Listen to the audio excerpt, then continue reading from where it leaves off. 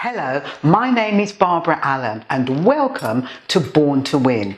Today we have an amazing gentleman named Michael Brown who in 2008 had a stroke and using God's principles, Genesis 30 to 39, has overcome it. Without further ado, please welcome to the show Michael Brown. Hello Michael.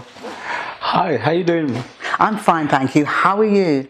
I am phenomenal. It looks like it. It looks like it. Talk to us. Who is Michael Brown? When I look at my life, I had challenges at school with dyslexia. I didn't realize at the time, with spelling, reading and that. Well, let's go back. In 1982, I was given a job with British Telecom. And the interesting thing is that even leading up to the job interview was interesting. He asked me, he dismantled the phone while I was going through the interview. So this is another interview? This was the interview for British Telecom. Yeah. And then after he dismantled it, while he was still talking, he said, put it back together again. I put it together again. And then he asked me a few other questions. After the interview, he said, you've got the job. And then I asked him a question. He asked, you've got any questions? I said, yes. Can I do further studying? He said, you're here to work, not to study. And I thought, oh, well, I'll forget about those kind of questions. And then an interesting thing, for 5 years, I did my job in British Telecom. I wasn't really pursuing anything further. But then a friend of mine joined British Telecom and they told me that I want to be a manager. And I thought, you've only been in telecoms 5 minutes and you're looking to become a manager. And that made me think. I thought, I need to go back to studying. And that's what started. And so I actually went back into studying. But it was interesting the way it happened, because I wanted to continue the ONC. And what I was told by the office, we will not pay for it unless you do the first year evening class and you pay for it out of your own pocket. I said, if I'm going to pay for this thing, I'm going to make sure I do extremely well. Very determined young man. Yeah. And I bought all the books. And the funny thing was, I was 4 weeks late in starting that course. Right. But I said, I'm getting all the books. And I read up. Within 2 weeks, I was ahead of virtually everyone in that class. And I really enjoyed the evening class. And after that year, I got onto the day release, and I just went on from there. Do the ONC, finished ONC and done the HNC. That was a challenge as well. When I asked to do the HNC, they said that you've got to be a TO. I fought my case, and I explained why I should get on that course. And of course, I got on the course. So I'm hearing the power of thought. I believe that I can do this. I can do this, and having that tenacity and the thought of maybe seeing the end picture, that I can achieve this. That's right. I can do this. Exactly. Yeah? One of the things I could see, you have to see it. You have to feel it. You have to literally live it. Absolutely. In your mind first. Yeah. When you're living it, you literally give birth to it. Yeah. Yeah, because you live your life through your mind, as you said, and you follow it through. Talk to me about the stroke. When did it happen? What were you doing? Well, that's an interesting story. Leading up to the stroke, let me just, I had just left BT. Yeah. And I'd started business for myself. The first day I left BT and I realized I was working for myself, I could not sleep that night. Right. But anyway, I started the business and it was challenge after challenge. There was no money coming in, no cash flow. And when I did get customers, it was very few and far in between. So it was always very hectic. How old were you at that time? I was around 48. So a 48-year-old with 2 children and a wife. Yeah. And having to bring money into the home as the breadwinner. Was your wife working at the same time? She was working part-time. Right, yeah. So it was kind of more on you. Yeah. Yeah, okay. So it was, and then what added to it, when I used to work for BT, I used to cycle to work every day and cycle back. Right. So every day I was guaranteed an hour's exercise. Right. So I was regular exercise. When I started working for myself, I was working from home. I was stuck in the office, in my home office, and I was stressed, working all the hours under the sun to try to get this thing going. Yeah. Yeah. And so my whole life had changed without me even realizing it. Yeah. So you're not meeting people, different people, not talking to That's people. it. Whereas British Telecom, you're talking to people, That's you know, No asking them exercise. questions, no exercise. Stress. Right. And I think the stress was one of the key things which led to it. Right. And so the actual day of the stroke, what actually happened, it was a normal Friday evening. Most families do it. They got in the car with the wife, our 2 girls and a son, and we drove to the first shop, Netto's. I dropped my wife off. She would get the first shopping with my 2 daughters, and then I would drive off down with my son to Netto, to Morrison's, and pick up the rest of the shop, then come back and pick them up. Everything was going according to plan. Yeah. Until I got to Morrison's, picked up the shopping with my son, we got in the car, I sent my son into the car, and I opened the back of the blue Toyota Previ, put the shopping in, the bags in, I closed the hatchback, and then something happened. Without warning, my right arm and right leg went out of control. I couldn't feel them. While that was happening, the whole side of my right eye went glazy. I couldn't see clearly. And I thought, what is going on? Absolutely. It's sure you did. It just took me by, it's like a shock. I just didn't know what was going on. And so I literally had to grab onto the car with this arm and make my way to the driver's seat. And I sat down. I got my phone out. It was a Nokia, a grey Nokia. I think that was the rage at the time. And my wife's number was programmed in. So I called her and said, something's happening. I don't know what's going on. And she didn't know what I was talking about because I didn't know what I was talking about. I did. And then I called someone over. I said, yeah, me, yeah. And they came over. I said, can you call an ambulance? And the ambulance came and they started doing various tests and that. By that time, my wife she'd gone home, picked up her car and came. And they took me to the hospital. And after they'd gone through it, they realized I had a stroke. So I'm in this hospital bed in Homerton University Hospital. I'm lying down, and everything that was a part of my life has now gone. I used to be able to use my right arm to play the piano, to drive, to ride a push bike, get on the computer. Everything was gone in an instant. My whole life was taken away. And then a thought came to me. I said, Homerton University Hospital is not going to be my life. Absolutely. And from that moment, I decided that I was going to change things. And that's where it starts, from a thought. I said, I know one leg works properly. Yeah. I said, I'm going to get up off with this leg and stand up, because I knew from years of training that I can balance on one leg. That's right. And in the morning, that's what I did. I got to the edge of the bed, and then I moved to the edge, pushed up, and stood up. I couldn't feel this leg, but I slowly put the weight on it, and then slowly moved my weight from this leg to this leg, and to see whether it would hold me or whether it would throw me down. Yeah. But it didn't throw me. And so from that moment, I started to exercise in the bathroom of the hospital, exercise my hands, because I had to relearn how to communicate from my brain to the arm and the leg. Wow. So I had to literally exercise to relearn that. But one of the things I realized, I applied a number of principles, and God really moves in mysterious ways. I had a clear thought of what I wanted. Yes. That's one. 2, I made a plan. My plan was to stand up on this leg and then test and try to put weight on this. And 3, and the other thing was to take action.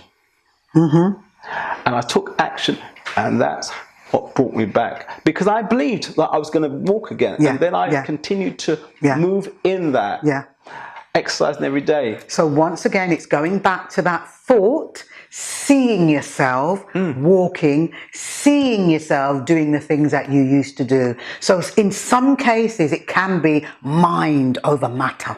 That's right. Mind over matter. So, Michael, what are the changes that you made in your life? Because you were living a stressful life now. Yeah. You know.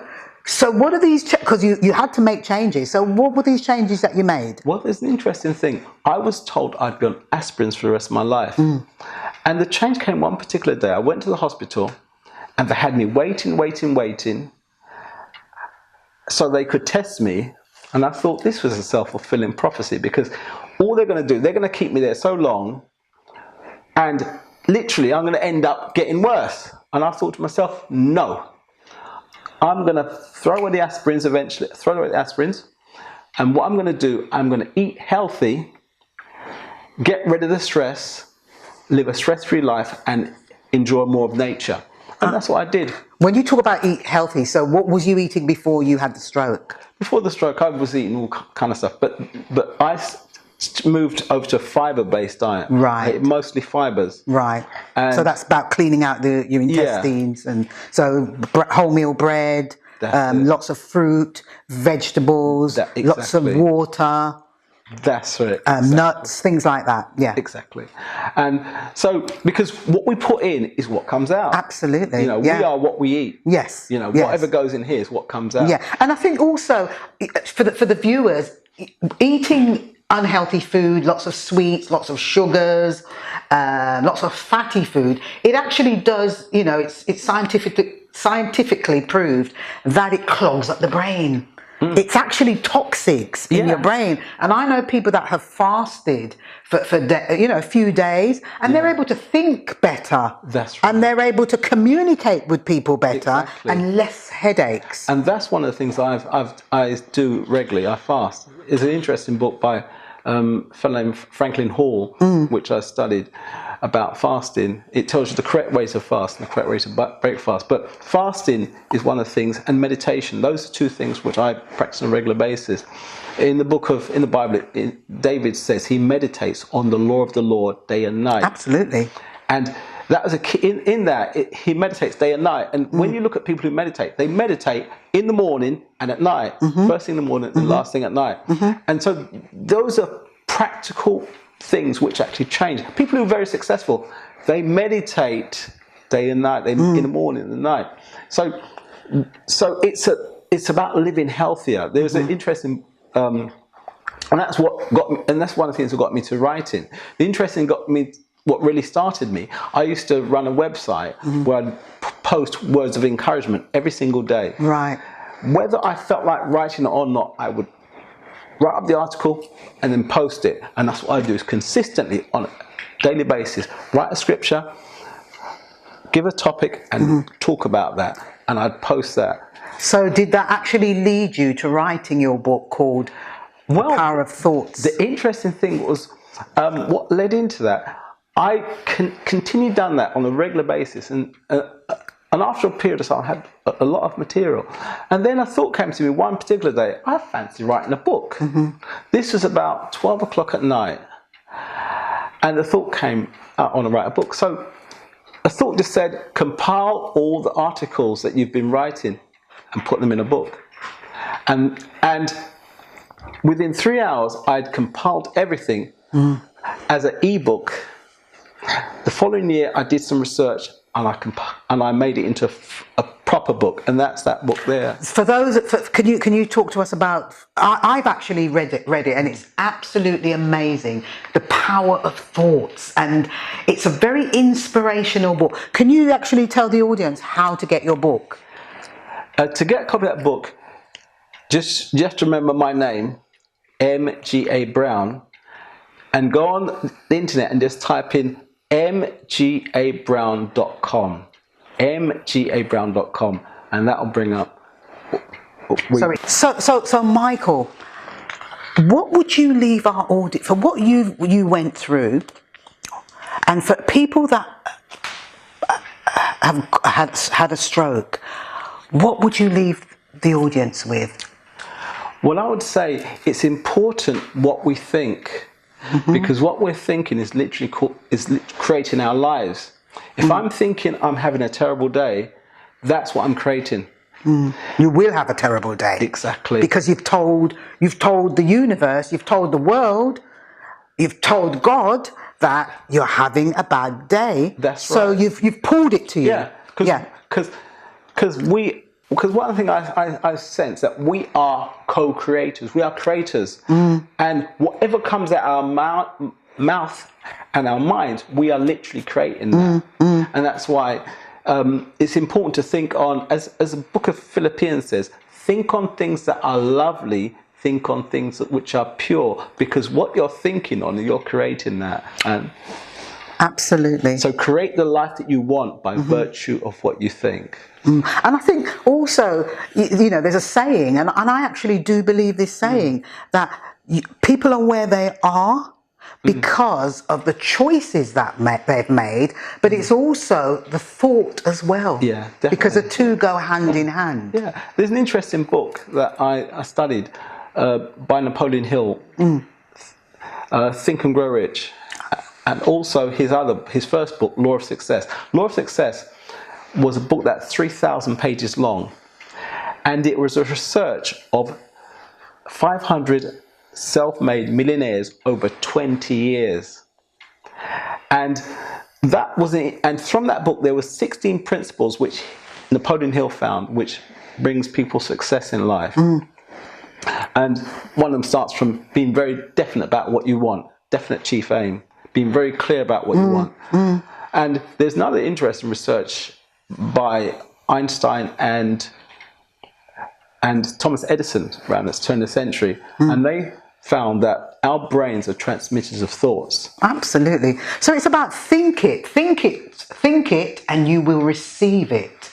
Thank you so much, Michael, for coming to us today, and it's been absolutely inspirational. Thank you very much. Thank you. So there you have it, viewers.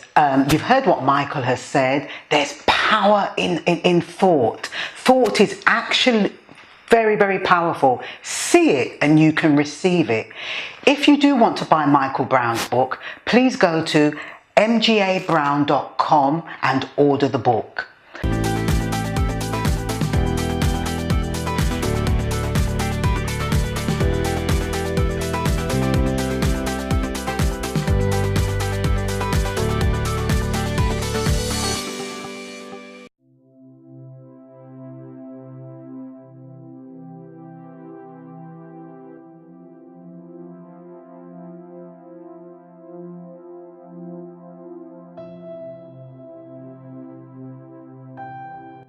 Hello and welcome to the Barbara Allen Show. My name is Barbara Allen, and today we're going to be talking about something very close to a lot of people, something that most people actually go throughout their lives, and it's called trauma.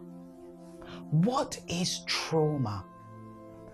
Trauma is something that people go through every single day of their lives. It could be domestic violence from a loved one. It could be sexual abuse. It could be an accident. It could be an operation. It could be shouted at constantly by your parents. It could be somebody mugging you in the street. It could be absolutely anything, but it's what effects does it have on you? Trauma is quite a serious thing, and if not dealt with, if not recognized, it could lead to all sorts of things which we are going to discuss today. Trauma is something that actually goes to the subconscious mind. Even a form of rejection could be considered as trauma. Trauma goes to the subconscious, which means it goes to a place in your mind that you may not want to deal with. A little secret place, because it could be so difficult for you to deal with whatever happened to you. So it's hidden away in the subconscious mind. We're going to be looking at how does one identify it. Identifying trauma. You may be in a situation where you're acting in a certain way and you don't know why you're acting in a certain way. You haven't got a clue why you don't want to leave your house at a certain time. You haven't got a clue why you no longer want relationships with men. You haven't got a clue of why you don't want to hear that voice again. You haven't got a clue why is it that you don't feel like studying again. Is it because of that teacher that kept shouting at you? There is a reason for everything, and some of the reasons could be you've had a traumatic situation, but you don't remember it, but it was quite traumatic. So what I'm actually saying is, if it is becoming a problem, something in your life is becoming a problem. For example, you are now becoming stuck. You can't go any further. You can't move to the next level. You find yourself in this position all the time. For example, you don't want to have relationships with tall men because your father was tall and he could be the one that was quite aggressive to you. He could have been the one that was saying horrible things to you. He could have been the one that left you at the age of 3 and you never saw him again. Very traumatic experience. It may be a situation where, okay, you don't want to speak in front of crowds anymore because when you were a child, you said something in the play, and the response that you got from the other children, they teased you in the playground. That could have been quite a traumatic situation for you. Trauma is such a vast thing. It extends into so many different areas. So identifying trauma is maybe coming to a place where you're actually stuck and you can't go any further. You want to, you're trying everything possible, you're doing everything possible to move to the next level, but you can't get there because subconsciously your brain now goes back to that place of that hurt. It goes back to that place of humiliation. It goes back to that place of guilt. It goes back to that place of shame. In some cases, for the work that I do, as you all know, I am a psychotherapist, and I've been a psychotherapist for 24 years. And a lot of the clients that come through the office, a lot of the problems are trauma, things that they have experienced in their childhood. And most things actually do stem from your childhood. And because it wasn't dealt with, it manifests in all different ways. Trauma is such a vast thing, and we've all been through it in life. And it's something that you can be healed from. You can move forward from, and you can see light at the end of the tunnel. At the end of the screen, you are going to see a telephone number and different organizations where if you've been affected by any form of trauma, you can call these numbers and get help. There'll be somebody at the end of the line to talk to you in order for you to be helped with your challenges. Thank you very much for listening, and I hope to see you listening to the next series on the Barbara Allen Show. Thank you very much. God bless you. I would just like also to introduce my book to you called Unlocking the Greatness Within You. This is something that God laid on my heart. This has been laid on my heart for about 20 years, and eventually it was able to manifest. The book is called Unlocking the Greatness Within You, and this is a book that will take you to the next level within your life. If you are stuck, if you can't move to where you need to go to, this book will give you practical advice in a very simple format in order for you to move forward. I recommend this book to every one of you that is out there and wanting to make the best of your life. It tells you about passions, your passion. It helps you identify your passion. It tells you how to conquer whatever it is in your life. It tells you how to move to the next level.